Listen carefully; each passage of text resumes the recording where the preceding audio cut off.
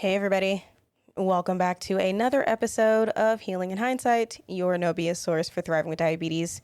If you don't know me, my name is Taylor Danielle, and if you do, welcome back. Today, I really want to get into something that is always hard to talk about, I think, for anybody, just because there's so much history and learning and unlearning that you have to do. And it's mainly talking about emotional eating and my personal challenges with emotional eating, especially because when you think about how your emotions affect your food choices and how you make decisions, and even when we're eating, how certain memories are tied to certain foods, things like that.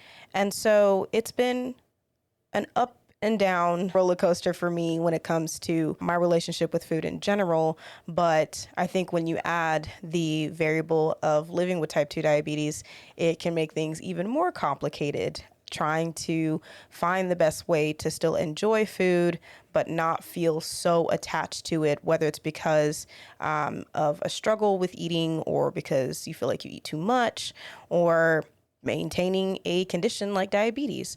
So it's going to get a little interesting. Trigger warning if you've ever dealt with an eating disorder of any type, living with diabetes or not. I've never formally been diagnosed with one, but I've recognized behaviors that were not so great and that I'm trying to work through. So I hope this episode is informative, especially because I'm going to be sharing a lot about my journey. And I really feel like it's something that we have to consistently have a conversation about, because we have to understand our relationship with food in so many ways. And I just want to ensure that relationship is good. So that said, let's get to it.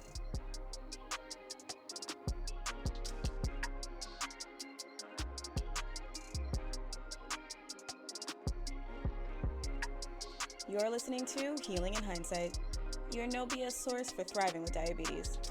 What's up, guys? I'm Taylor Danielle, and it's my goal to help millennial diabetics like myself live an amazing life without your diagnosis getting in the way. I get it. I was diagnosed back in 2015 with type 2 diabetes, and it was really hard to find people around my age to understand how to travel, socialize, or even have meaningful relationships. But I feel like with a focus on mindset, perspective, and nutrition, together we can take back our health and our lives. Consider this the red table talk, but for diabetics. Minus the entanglements, though. So let's do it.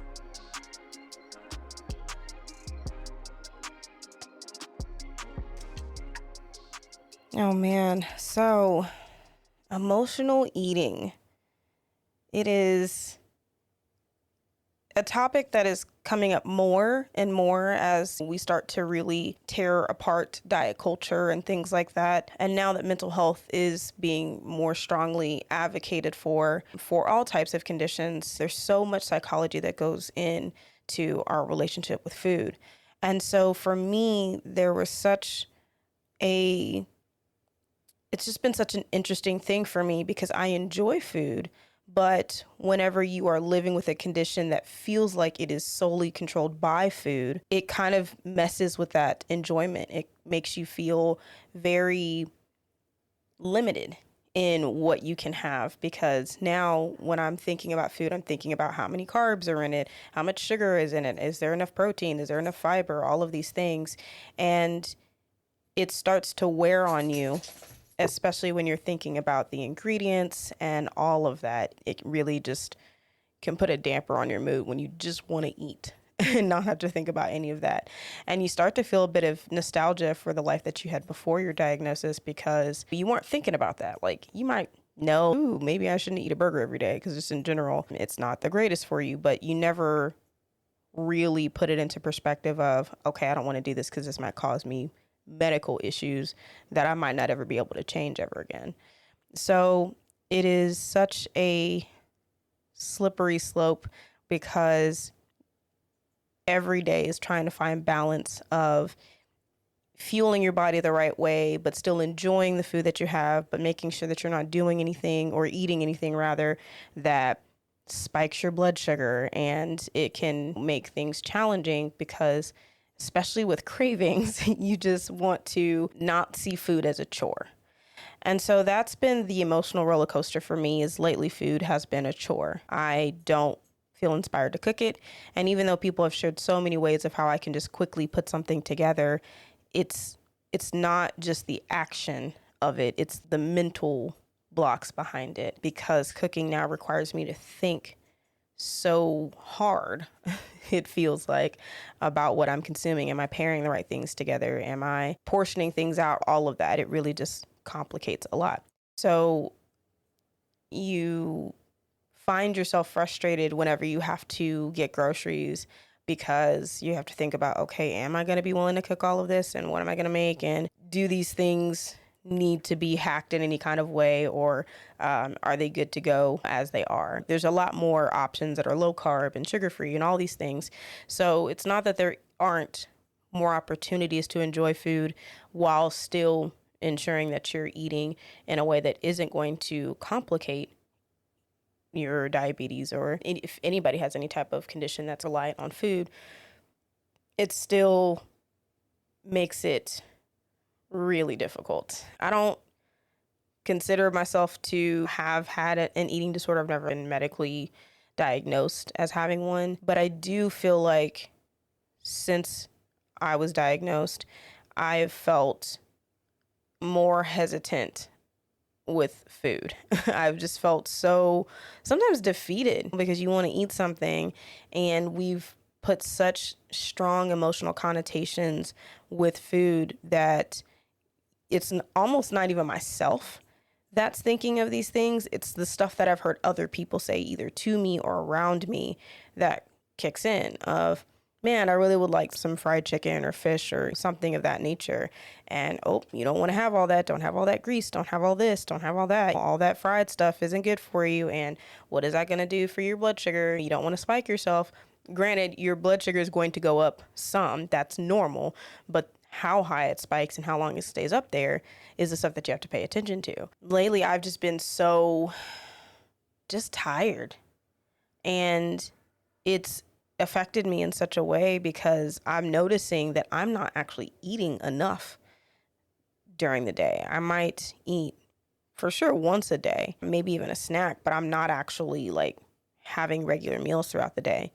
And so it starts to have this ripple effect, because a lot of diabetes management is emphasized on numbers. Your A1C, your fasting blood sugar levels, your current blood sugar levels after you've eaten, now with the CGM, your time in range. Like, there's all of these data points that you're trying to meet so you can get an Adegrel from your doctor and possibly come off medication or change your regimen, or feel like what you're doing is working so your body can function, right? And as someone who isn't fully familiar with taking insulin, I can only imagine that it's a similar sentiment. So if you are someone who is insulin dependent, I would love your take on that as well. But for me, it's just, I take oral based medications and they help my body do what it's normally supposed to do, because I'm insulin resistant. And I've started having more lows from taking my medication regularly, because I'm just not eating.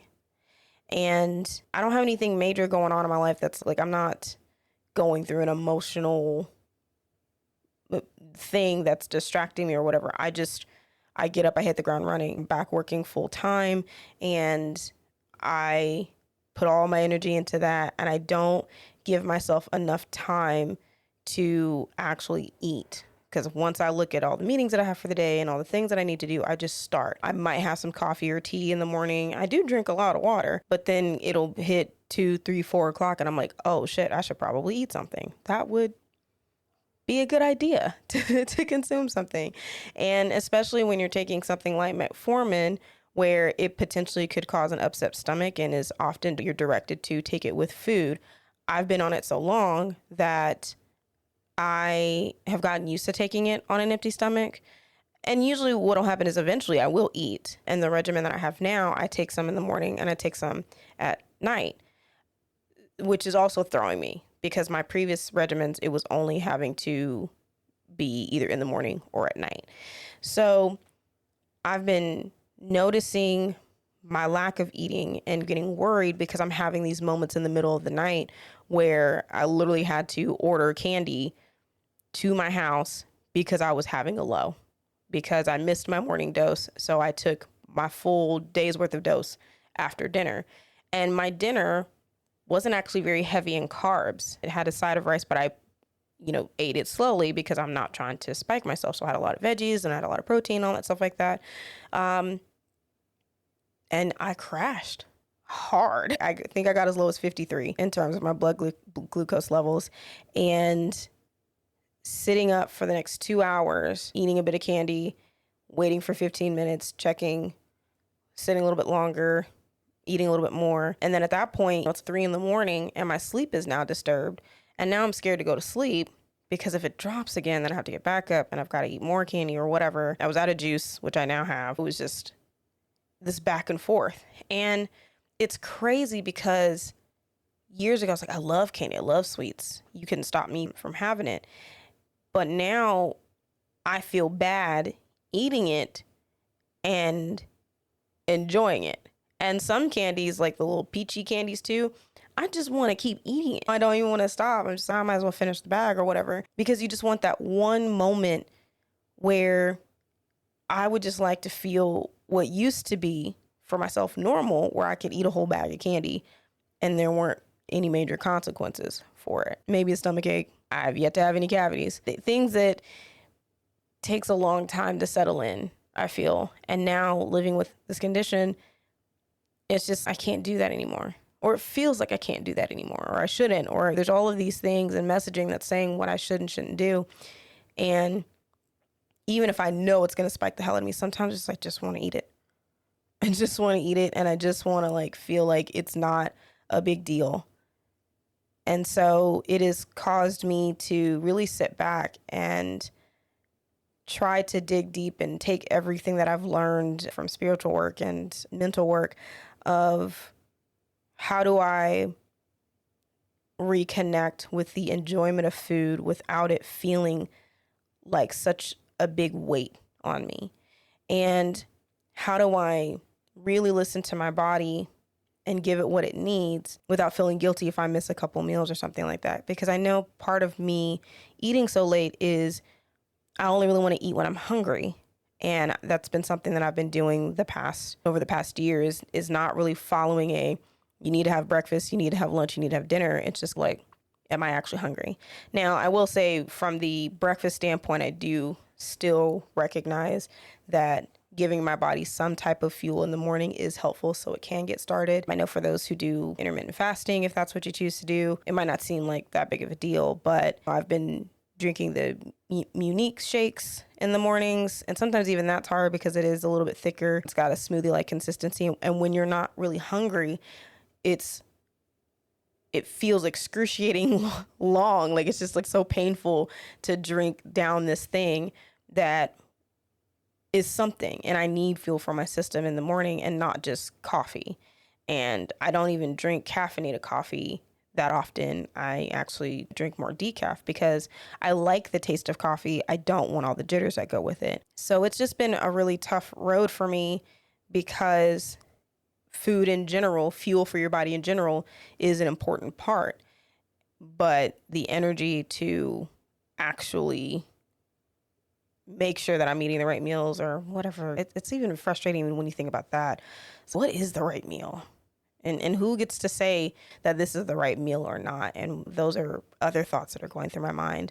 But my fridge has been quite empty. I've been getting like the grocery stores that we have here do the pre-made meals where you might pop it in the oven and then you're good to go. And that's something that I've been leaning on so heavily because I don't have to think about it. It's usually pretty even across the veggie, protein, whatever. And the only other time where I feel like I have issues with those meals is like just taste. Sometimes I have a taste for something. But between that and I've been ordering out a lot. And it's burning a hole through my wallet. It really is. Because a lot of times when you order out, it's really that one meal for that time, unless you're someone like me where I might get a bigger size so I can split it up. But it's not something sustainable over 2 weeks versus getting groceries and making your meal. And it does kind of push you to be thoughtful about what it is that you're consuming. but it's just so much easier for me right now. And I'm really trying to give myself permission to be okay with that. I do have other things, like I love Oat of the Ordinary oatmeal. That's been really great, especially doing the overnight oats and remembering to actually make it the night before. That's one of the things that I have to remind myself to do, so I have something in the morning. But it's really bothering me that I don't know if I've just conditioned my body to this, or it's just honestly what I'm feeling, but like not being hungry a lot throughout the day. And then that translates, if you can even say that, to lower numbers. And I feel like that's a dangerous thing to see, because then it's messing with the regular flow of my body, of signaling for fuel, me ignoring it potentially, and then only eating once, and potentially messing up my cadence with my medication because of bottoming me out. And then the cycle repeats. And you see it all the time on social media for a lot of people living with diabetes of, cool, if you get your A1C down, but your blood sugar levels are constantly up and down, is that really something to celebrate? Is that really sustainable? Because it's definitely not good having your body being these two stressful states constantly. And that's something I've really been paying attention to, is trying to, as best I can, because some days it just, you bottom out sometimes. And some days you eat something that you think is nice and well-rounded, or you might have had it before, and then it spikes you like crazy. And you're just like, oh, well, guess we're here. Overall, of just like my time and range not being messed with because I'm not doing everything, or I'm cutting corners, it feels, with my eating. So I'm curious to know if any of you guys have felt this, where it's just easier if I don't eat as often. And I know for a lot of us living with type 2 or even prediabetes, weight is such a huge thing that is pushed on us. So it leads to these triggering behaviors of these extreme moments with our food of, okay, I'm only going to eat once a day so I can have lower calories or whatever. Like it just puts so much pressure on your management, because it just seems to all boil down to food. And there's so much more to it. There really is. And so I mainly wanted to talk about this because a lot of times when people show that they're in the green, and I've been in the green quite well, and I've only had 1 or 2 spikes here and there, usually for days where I'm like, I'm going to have a burger, or I'm going to have some fried fish or whatever. But for the most part, I've been in the green, and I see yes, I do. I feel like my medicine therapy is working. Yes, I do. But I'm not eating. And so it's easier to have, for me and my body, I would love to know if it's any different for you guys, but for me and my body, not having 3 meals a day is keeping me in the green. And I don't know if it's just because my body is just digesting differently or whatever, or maybe it's using up the fat stores that I have. I don't know. And I know that diabulimia is something that happens for those who are insulin dependent, in not taking your insulin so that way you'll lose weight and things like that. And by no means do I have any full understanding of what that might be like. And I know that there are a lot of you who have experienced that. But for me, I know as a type 2, it's impossible for me to have. But that's what I feel like is my version, is not eating in order to have the numbers. And I'm not purposely doing it. So that's why I say that very lightly, because I do not want it to be a comparison game of the experience of those who truly have gone through that. But I think it's safe to say that a lot of us, no matter what type of diabetes that we have done things intentionally or unintentionally, in my case, that have made the data points look good, but the sustainability for you isn't.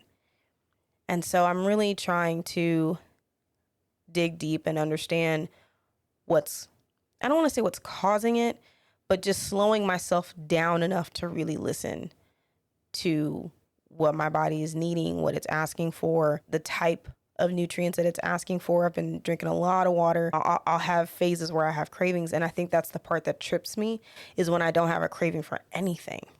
It scares me a little bit, because it's like I should eat something, but it's just like, I don't want to. Or I guess I can eat this, but I'm not enjoying it because I don't really have a taste for it. But what do you have a taste for? I don't know. And it makes me think of the whole, when you ask your date, what do they want to eat?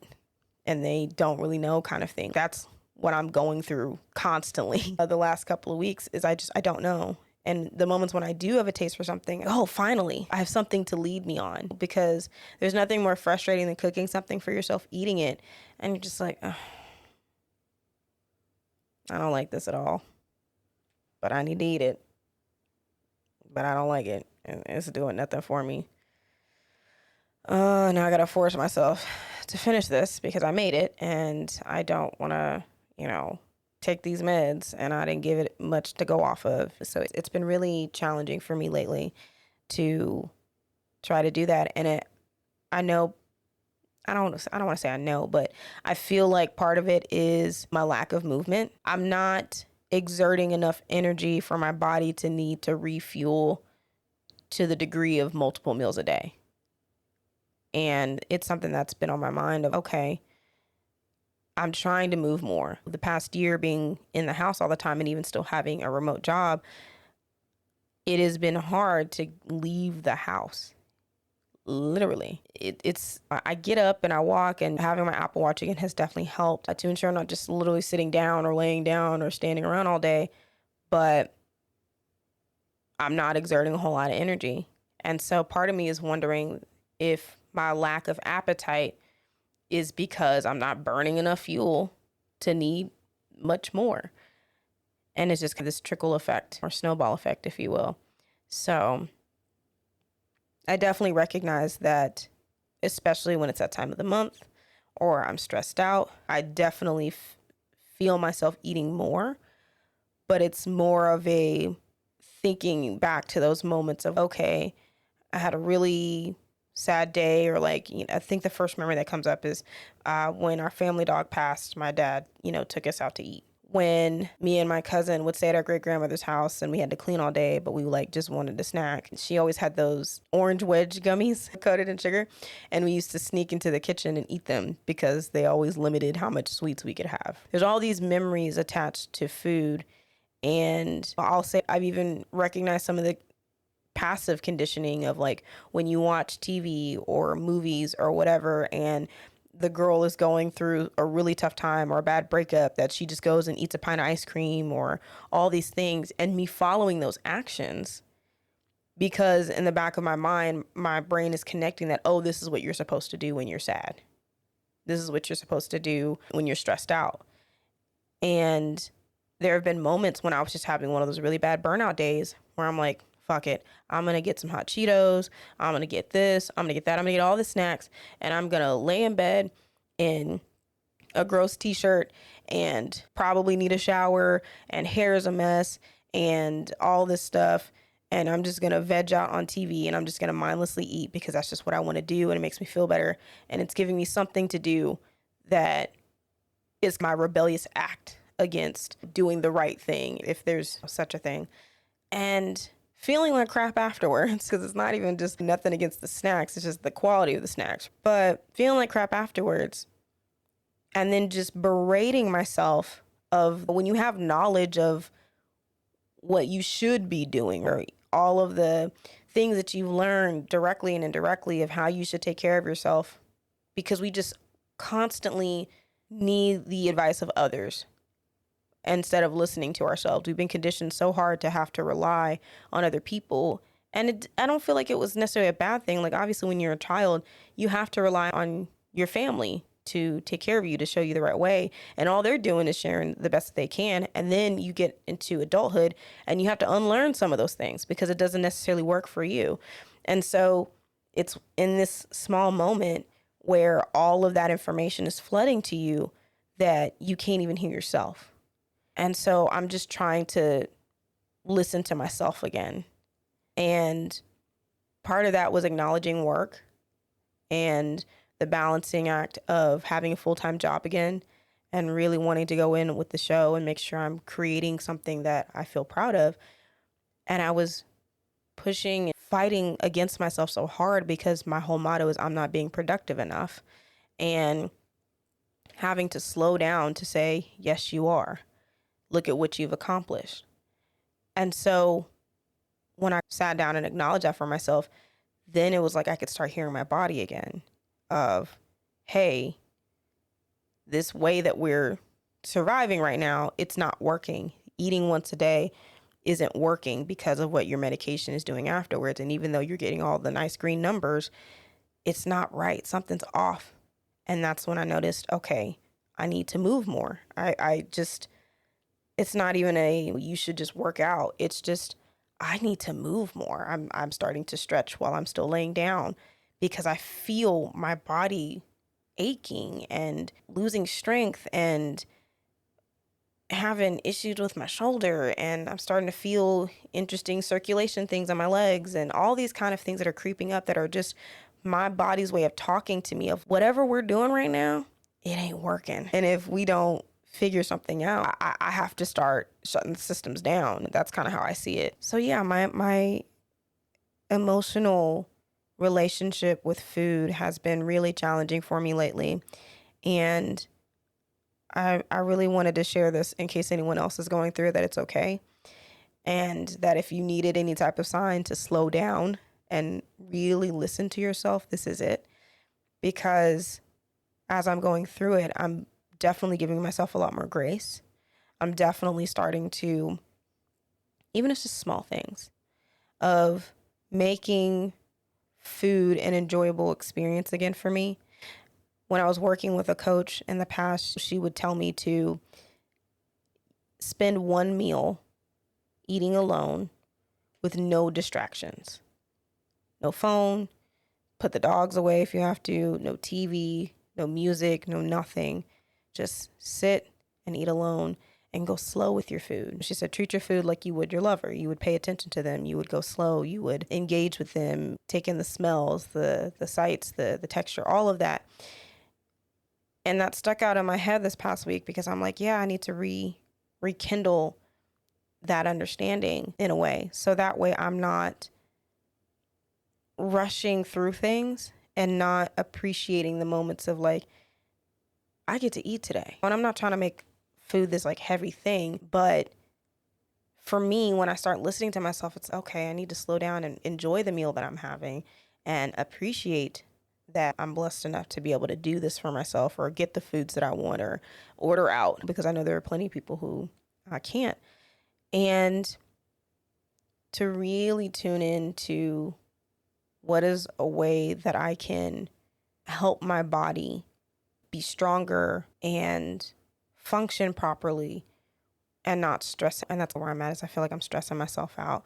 I'm stressing my vessel out that's trying to contain all of my emotion and all of my normal duties. I love Cells at Work. Cells at Work is always a way to remind me of your body works hard for you every single day to keep you going. And when I feel this disconnect with my body, if I'm not eating, I'm not doing these things, whatever, that's when I really know that I need to slow down and just pay attention, because I don't want to ignore my body and what it needs. I want to work with it and I want to give it everything possible to have it be in its best state. So a bit of a ramble, but I just felt it was really important to share. I know sometimes it can just feel like it's always tips and guests and happy things, but I want to talk about the real shit too of like, I'm struggling right now, y'all. Despite having the nice report card, if you will, I'm struggling, and getting positive results don't go hand in hand. Yes, some things will be challenging, but right now what I got going on isn't sustainable. So I just wanted to share that because I know a lot of us experience these type of things. We experience wanting to do the right thing, wanting to get those numbers, wanting to have the best of the best, and sometimes we do it at the cost of the very thing that we need. And so just know that if you're listening, like, it's okay to slow down. It's okay to not be okay. It's okay to recognize that whatever you're doing to meet those data points or try to be a good person living with diabetes, there's no such thing, of just slowing down to listen to yourself. And if what you're doing is not sustainable for you, not for the numbers, for you, then it's time to switch something up. And that should be okay. And it's going to be hard, and you will figure it out. But I think the biggest lesson for me right now is just slow down and really sit back and just give your body what it needs from what it's telling you, not what you think it needs because of what everyone else is telling you. So I hope that was, enjoyable for y'all. I just wanted to share some real thoughts about that. Following all the social things. I hope to share a lot more of this more vulnerable stuff with you guys, especially in the coming seasons, because I think it's important for me to share more deeply what's going on. So Instagram, Facebook, YouTube, and of course, listen on your favorite podcast platform, share with a friend, and share me your thoughts about your emotional state and eating and all of that. I would love to know how you are getting through that. But know that however you're getting through it, I'm rooting for you because I know we're out here just trying to do the best we can. So with that being said, I will catch you guys next time.